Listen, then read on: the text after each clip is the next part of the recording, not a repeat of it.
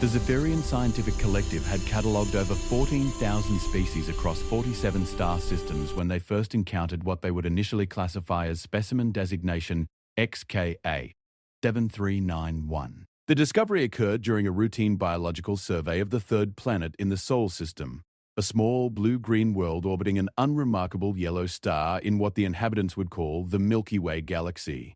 Senior xenobiologist Kaylin Vorthak adjusted the magnification on her observation probe as it descended through the primitive atmosphere. The readings were promising: complex carbon-based life forms, evidence of tool use, even rudimentary agriculture. What caught her attention, however, was not the potential for intelligent life, but rather what appeared to be a fascinating example of evolutionary adaptation in one particular species. These bipedal mammals show remarkable behavioral complexity, she dictated to her research log. Initial observations suggest a hierarchical pack structure similar to what we've observed in the wolf analogues of Kepler 442b, though with significantly more advanced tool manipulation capabilities. Most intriguingly, they appear to have developed a form of environmental modification that extends far beyond simple nest building. The creatures in question stood roughly 1.7 meters in height on average, with minimal natural defenses, no claws, fangs, or protective carapaces. Their skin was thin and easily damaged, their physical strength unremarkable compared to other predators on their world. By all measures of Zephyrian biological assessment, they should have been prey animals, huddling in burrows and reproducing rapidly to offset predation losses.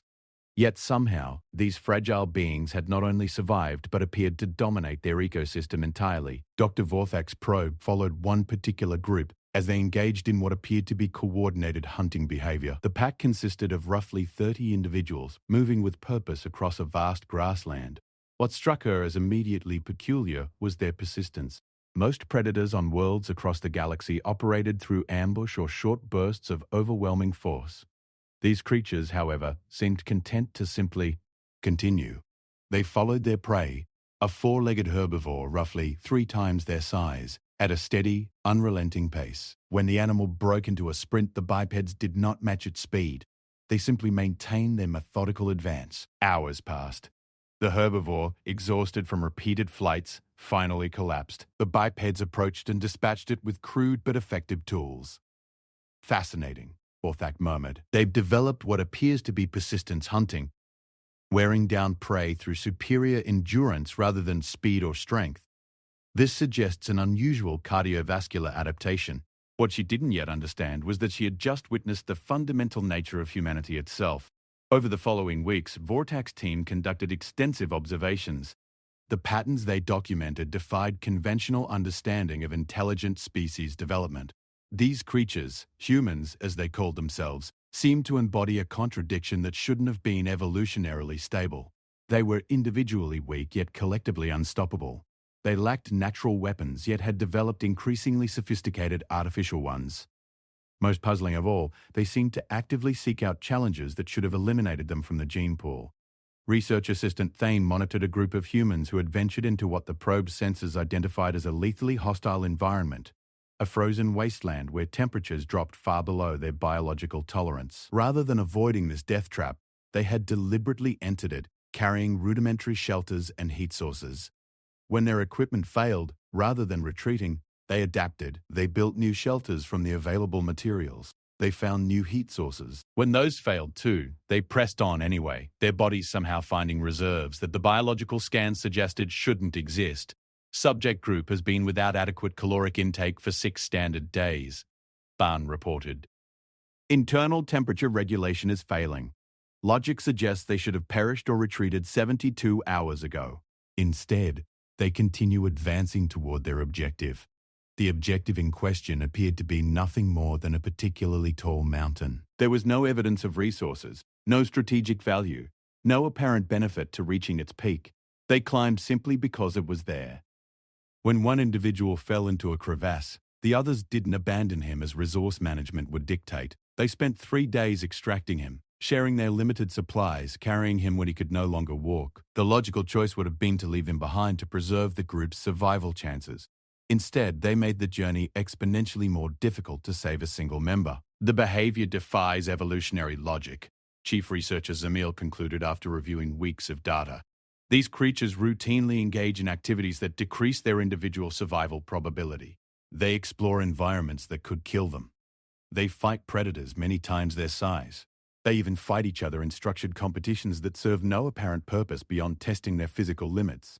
Yet somehow, this species that seemed determined to destroy itself had not only survived but thrived beyond all reasonable expectation. The Zephyrian team began to suspect they were observing something unprecedented, a species that had somehow weaponized self-destructive behavior as an evolutionary advantage. Their apparent death wish wasn't eliminating them, it was making them stronger. Dr. Vorthak expanded the scope of observation to examine human societies across different regions of their world. What she found was a pattern repeated on every continent, in every culture, across every historical period their archaeological probes could detect. Humans consistently chose the more difficult path. When faced with a river, they didn't simply find the safest crossing. They built bridges that spanned impossible distances, even when easier routes existed. When confronted with disease, they didn't just treat symptoms, they deliberately exposed themselves to weakened versions of pathogens to build immunity, a practice that should have resulted in mass extinction but somehow made them more resilient. Most remarkably, when their population outgrew their resources, rather than simply limiting reproduction or fighting over remaining supplies, they developed new technologies to create abundance from scarcity. They turned sand into silicon wafers that could store vast amounts of information. They split atoms to generate energy. They even began planning to leave their world entirely when they had barely mastered controlled flight. "I'm beginning to think we've misclassified this species entirely," Borsak confided to her team during a late-night research session. "We've been studying them as if they were animals, but their behavior suggests something else entirely." The turning point in their understanding came when the probe network detected what appeared to be a global catastrophe in progress. A large asteroid was detected on a collision course with Earth. By Zephyrian calculations, the impact would likely end human civilization, if not their entire species. Standard protocol would be to document the extinction event for academic purposes. What they witnessed instead changed everything. Rather than panicking or resigning themselves to fate, humans immediately began calculating trajectories and developing countermeasures. Within hours of detecting the threat, they had multiple space agencies coordinating response efforts.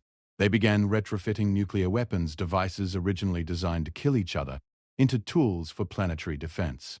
"They're actually going to try to move it," research assistant Carla reported with something approaching awe in her voice. "A species that has barely achieved spaceflight is attempting to alter the trajectory of an asteroid using controlled nuclear explosions." The mission succeeded. The asteroid, deflected by precisely calculated nuclear charges detonated at specific points along its surface, sailed harmlessly past Earth. Humanity had quite literally punched a mountain-sized rock out of their way using repurposed weapons of mass destruction. By the prime algorithm, Chief Researcher Zamel whispered as he reviewed the data. "They don't just refuse to be destroyed by their environment. They refuse to be destroyed by the universe itself." It was then that Dr. Vorthak began to truly understand what they had discovered. These weren't animals at all. They weren't even a typical intelligent species following predictable evolutionary patterns. Humans were something entirely new. They were a species that had discovered that the act of overcoming destruction, internal and external, was itself a form of evolution. Every challenge that should have eliminated them instead taught them to become something more than they were before.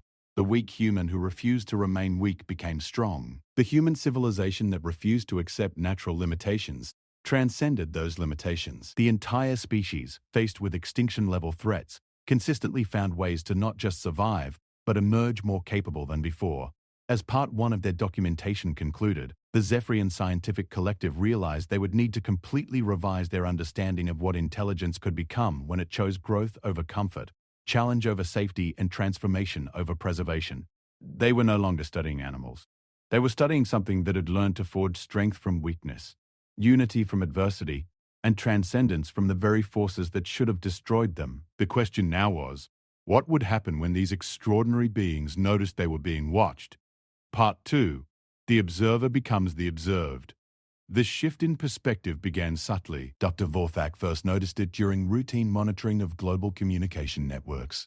The humans had been discussing anomalous atmospheric disturbances and unexplained electromagnetic signatures in regions where Zephyrian observation probes maintained position. "Impossible," Zamiel muttered as he reviewed the intercepted transmissions. Our stealth technology is generations ahead of their detection capabilities. They shouldn't be able to perceive our presence, let alone track our movements. Yet the evidence was undeniable. Human scientists were triangulating probe positions with increasing accuracy. Military installations were directing surveillance equipment toward previously invisible Zephyrian assets. Most concerning of all, they were adapting their search methods in real time, developing new detection algorithms specifically designed to identify the signatures that Zephyrian technology produced. Research assistant Thane pulled up a particularly troubling intercept from what humans called the SETI Institute. A human scientist was presenting data to her colleagues, and her words sent a chill through the Zephyrian observation team. The patterns are too consistent to be natural phenomena, the human researcher was saying. We're seeing coordinated movements, systematic scanning behaviors, and technological signatures that don't match any known terrestrial source. Ladies and gentlemen, I believe we're dealing with advanced surveillance of our planet by an external intelligence. The Zephyrians had been discovered.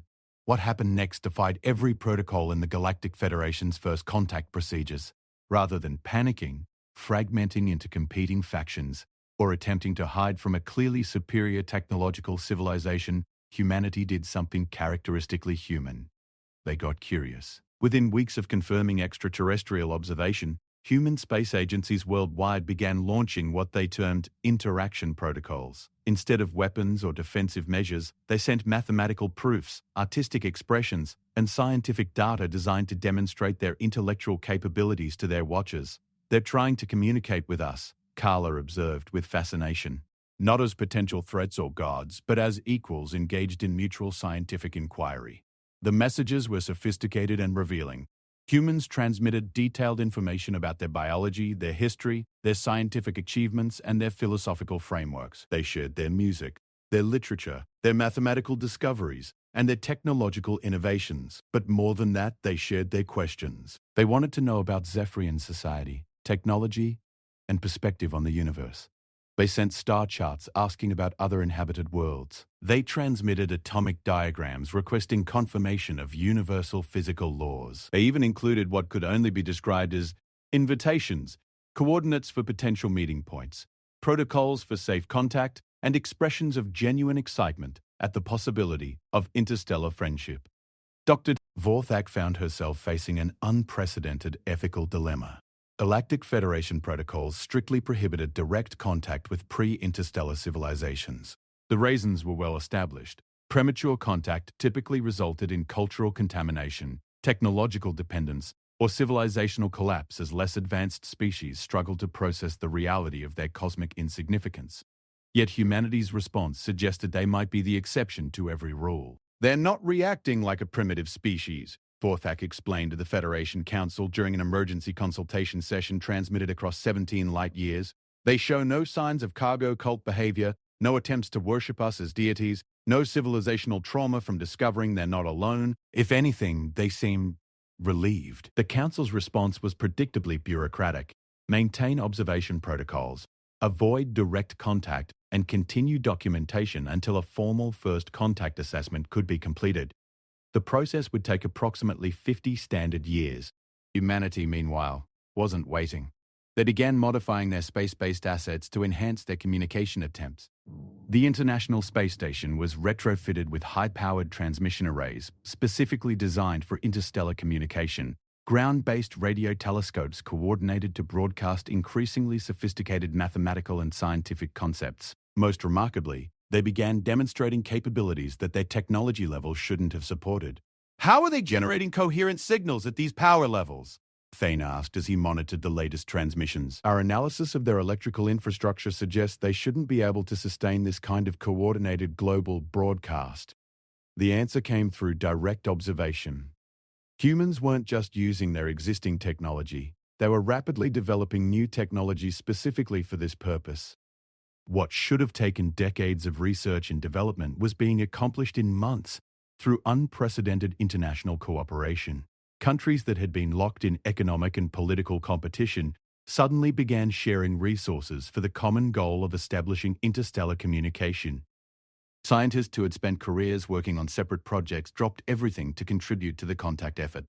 The entire species seemed to have reorganized itself around the singular objective of proving worthy of galactic citizenship. "They're doing it again," Dr. Vorthak murmured as she watched the latest developments. "They're treating the challenge of first contact as an opportunity for rapid self-improvement."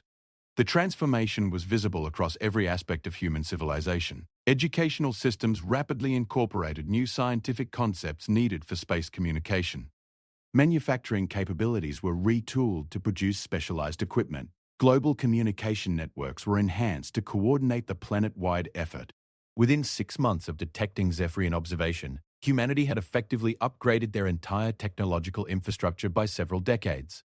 But the most remarkable change was in human behavior itself. The petty conflicts and tribal divisions that had characterized human society for millennia began dissolving in the face of cosmic perspective.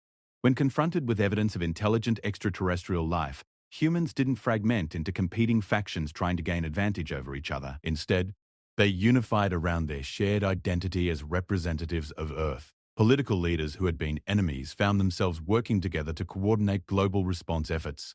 Religious institutions reinterpreted their doctrines to accommodate the reality of cosmic citizenship. Military organizations transformed from instruments of national competition into planetary defense and exploration forces. "They're evolving in real time," Zamil observed. "Not biologically, socially, culturally, technologically." The stress of potential contact isn't breaking them down. It's forcing them to become better than they were. The Zephyrian team began to understand that they weren't simply observing a pre-contact civilization. They were witnessing the birth of something unprecedented, a species using the challenge of first contact as a catalyst for voluntary evolutionary acceleration. Humans were, quite literally, destroying their weak, divided, planet-bound selves to become something stronger, unified, and capable of cosmic engagement. The process reached a tipping point when human scientists successfully decoded and responded to what they correctly identified as structured communications from Zephyrian probes. The mathematical proofs they transmitted were not only correct, but included elegant solutions to problems that had puzzled Zephyrian mathematicians for centuries. "They're not just receiving our signals," Carla reported with growing excitement. "They're improving on our mathematics and sending us better versions of our own equations." The implications were staggering.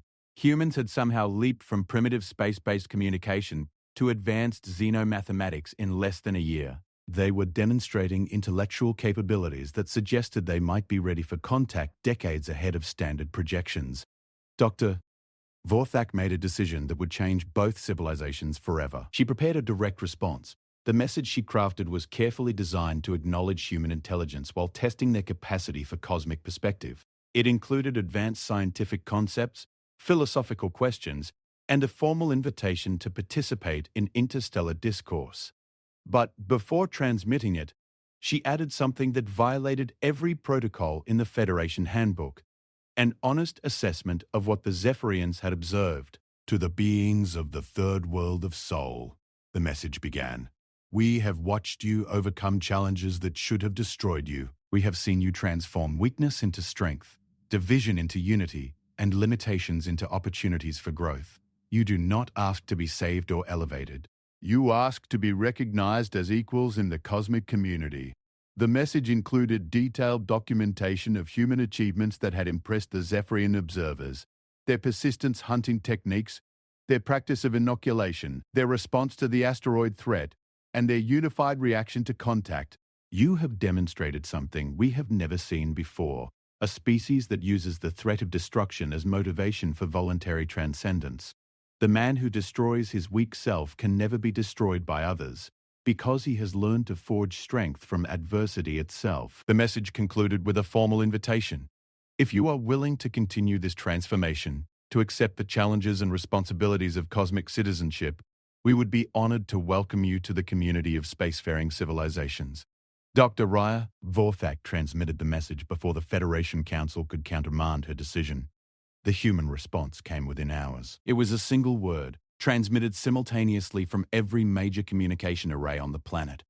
Yes, what followed was the most successful first contact in recorded galactic history, made possible not because humanity was advanced enough for the stars, but because they had proven they would never stop advancing until they reached them. The species that refused to remain weak had become something that could never be weakened by external force. because they had learned to transform every challenge into an opportunity for growth. Part 3. The transformation spreads. 3 years after first contact, Dr. Vorthak stood in what had once been the Zephyrian Scientific Collective's primary research facility and was now the joint headquarters of the Human Zephyrian Advancement Initiative. The transformation had been as rapid as it was unprecedented. The Federation Council had initially been outraged by her unauthorized contact with a pre-interstellar species. Formal proceedings had been initiated, protocols had been cited, and there had been serious discussion of imprisonment for violation of Prime Directive analogues. Then they saw the results. The mathematical frameworks they've developed are revolutionary. Federation Science Director Callan reported during what had become weekly briefings on human progress. Their approach to quantum probability matrices has solved computational problems that have stomped our greatest minds for millennia. But the mathematics were merely the beginning. Within 6 months of formal contact, human engineers working alongside Zephyrian technology specialists had developed hybrid propulsion systems that exceeded the capabilities of pure Zephyrian or human designs. The combination of human innovative thinking and Zephyrian advanced materials had produced spacecraft capable of achieving interstellar travel in a fraction of the time required by traditional Federation vessels. They don't just adapt our technology, Chief Engineer Vex explained to a gathering of Federation representatives. They improve it. Every system we share with them comes back enhanced in ways we never considered. The phenomenon wasn't limited to technology.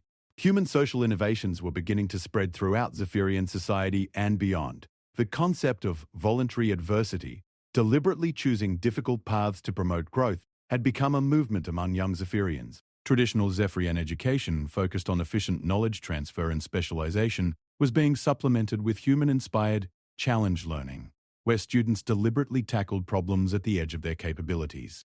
Vorthak watched as her own research assistant, Thane, struggled with a complex xenobiology problem that was technically beyond his training level. In traditional Zephyrian pedagogy, he would have been given a simpler problem matched to his current skill set, but he had specifically requested a human-style challenge, something that would force him to develop new capabilities rather than simply apply existing knowledge.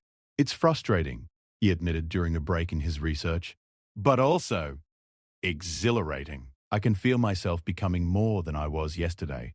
This attitude was spreading across multiple Federation worlds as contact with humanity expanded. The Andromedan Collective had initially been skeptical of human integration into galactic civilization. Their species had achieved technological advancement through careful, methodical progress over millions of years. The idea of rapid self-transformation through voluntary challenges seemed not only unnecessary but potentially dangerous.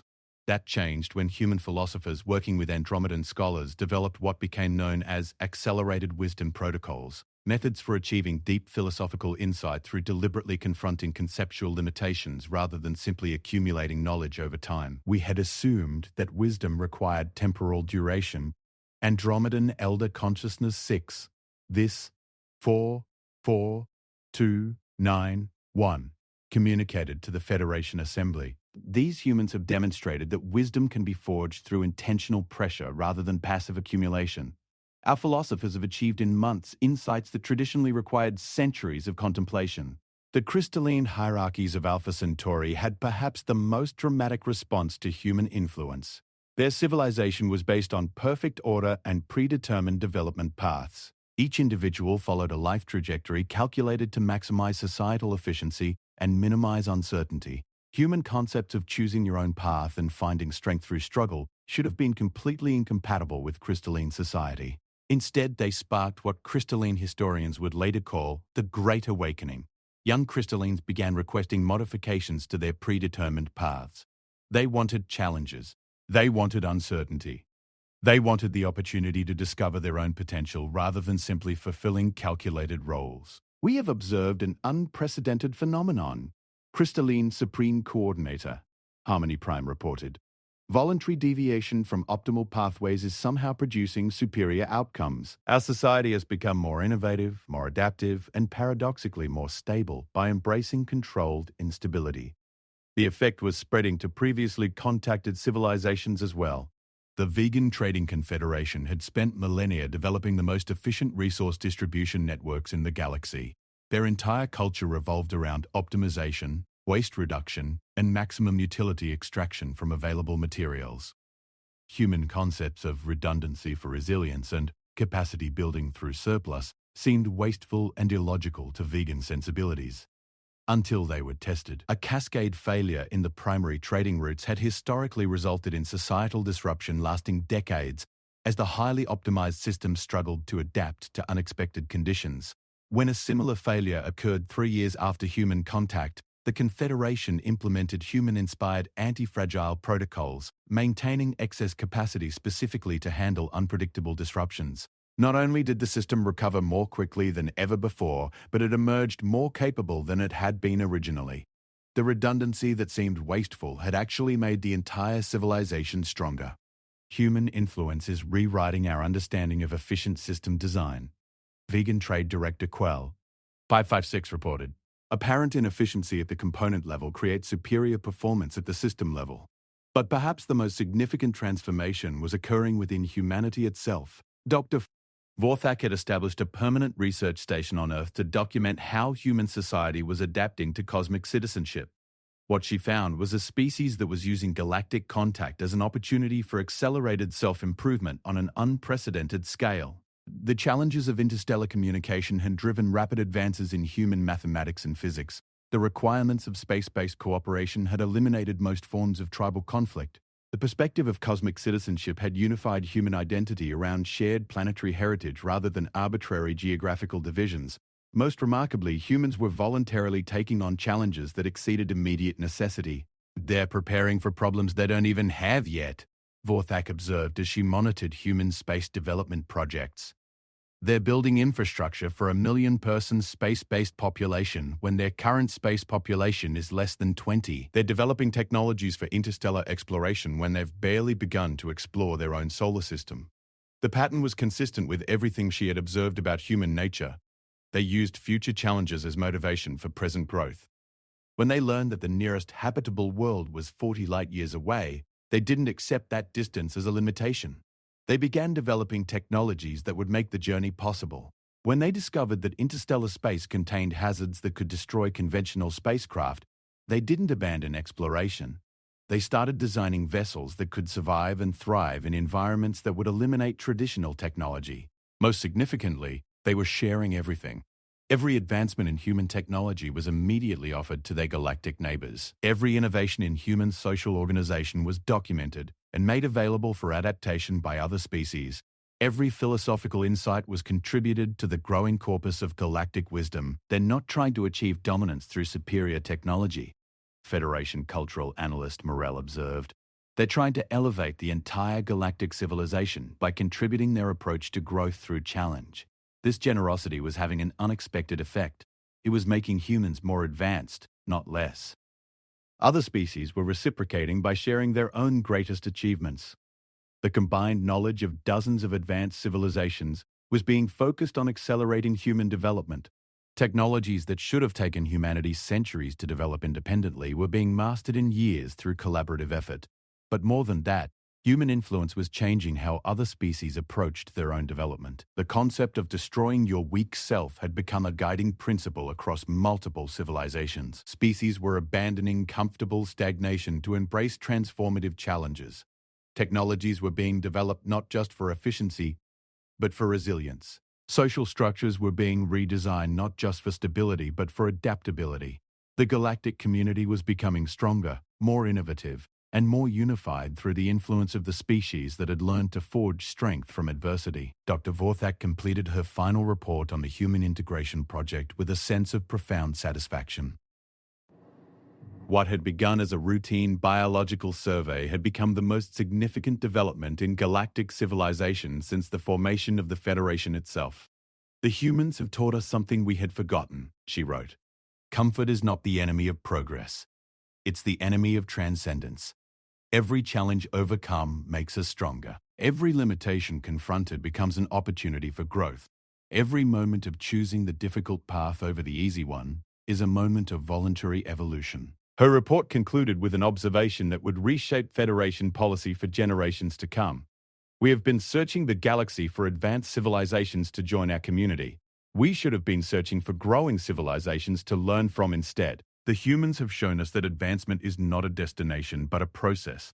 and that process is available to any species willing to choose growth over comfort, challenge over safety, and transformation over preservation.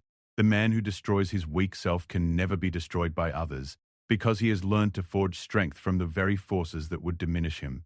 Humanity had taught the galaxy that this principle applied not just to individuals, but to entire civilizations, and in teaching it, they had ensured that the universe itself would become stronger, more resilient, and more capable of transcending any challenge it might face.